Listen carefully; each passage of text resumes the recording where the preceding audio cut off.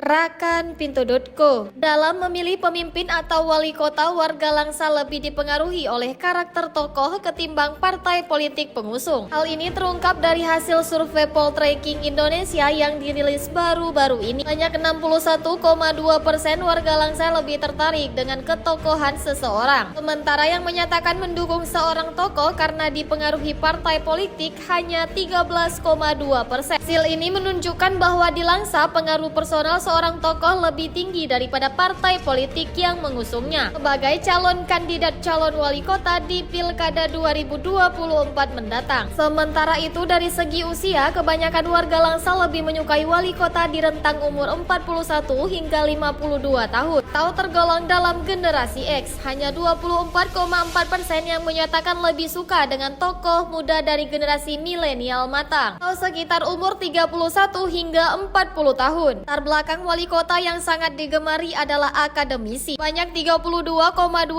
warga menyatakan Langsa seharusnya dipimpin oleh seseorang dari kalangan cerdik, pandai atau akademisi. Sementara yang memilih tokoh agama hanya 12,4%.